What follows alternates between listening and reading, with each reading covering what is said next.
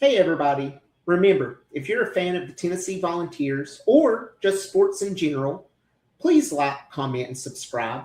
Any and all support's greatly appreciated. Now, let's get to the video. Hey, everybody. How's it going? Happy Tuesday. Hope everybody's having a fantastic week. Hopefully, you got to have a long weekend after MLK Day. We also had a super awesome national championship game. Kind of felt like Thanos in the Avengers a little bit for some of my nerds out there, right? Indiana just felt inevitable. Miami put up a fight, but gosh, Indiana pulled it off. I'm happy for them. Kudos to the Indiana fan base. And you know what? Kudos to Fernando Mendoza because, man, oh man, what a guy. What an inspiration. Somebody who is everything that is good about college football, seemingly a great son, a great competitor, a great teammate. Curt Cignetti turning that program around in 2 years. Just again, absolute kudos to Indiana and Indiana football. But that is a natural segue for me. We all got to see firsthand the great things that Indiana accomplished this year and the way they were able to take 3- and 4-star players and have them playing like 5 and, yes, I know it doesn't exist, 6-star players, right? These huge impact players. Their lines of scrimmage were incredibly tough there. Their wide receivers, great at blocking when they weren't catching balls, just really, really tough players, a hard hat mentality, something that every team wants to have. And that leads me to Tennessee got some good news today in that we were able to hire their strength and conditioning coach. So the guy won the national championship last night, Derek Owings, won the Natty last night. Flew up to Knoxville today and has his first practice tomorrow. So huge get for Tennessee. A couple of things about Derek, right? He will now be the highest paid strength and conditioning coach in college football. So we'll be paying him a salary of $1.2 million. I mean, that is a salary of some lower end coordinators. So this is a huge get.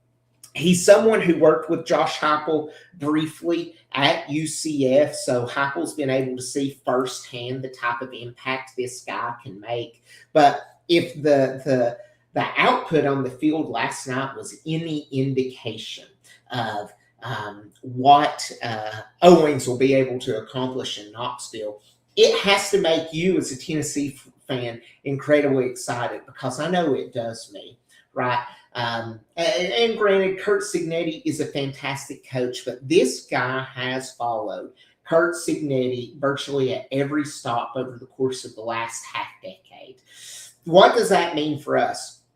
It means this guy has been a vital building block in part of that multiple programs now that Cignetti's been part of, and look no further than Cignetti himself last night, complimented the strength and conditioning coach 4 different times in multiple post-game interviews. So Cignetti knows the value of this guy.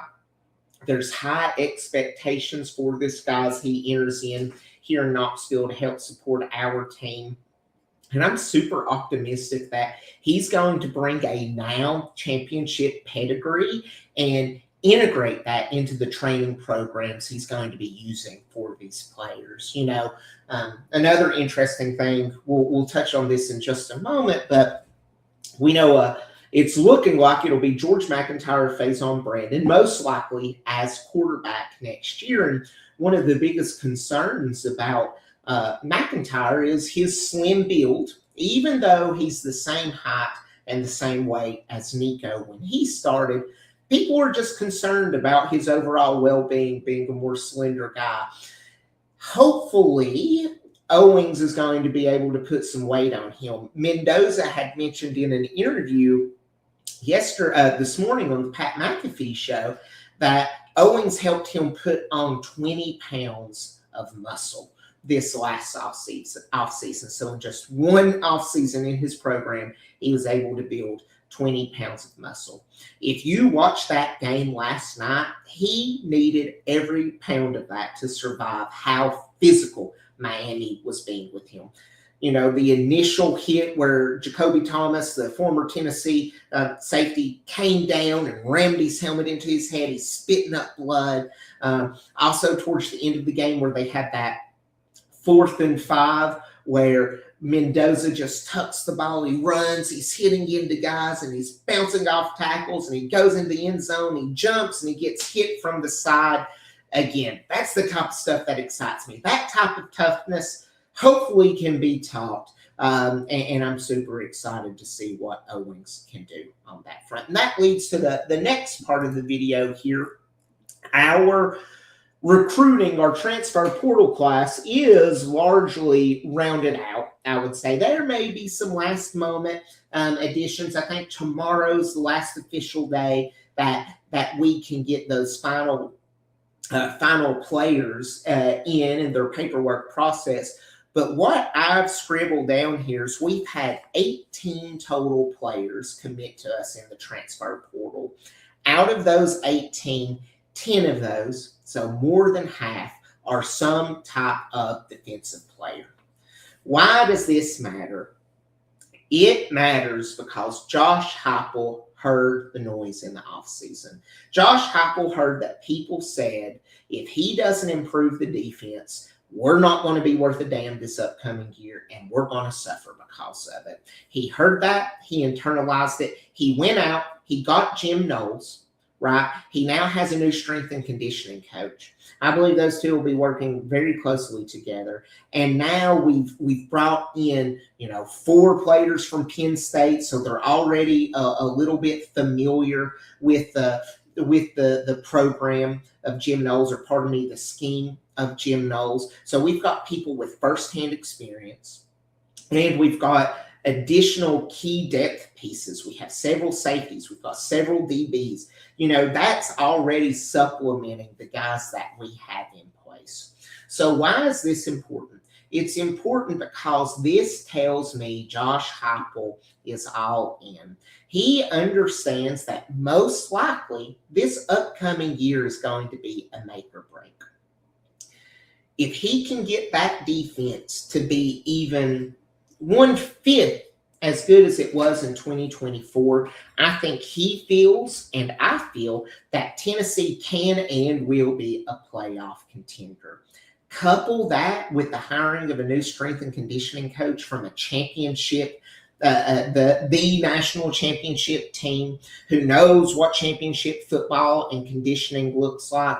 I think our defense is going to be in the greatest possible position for success.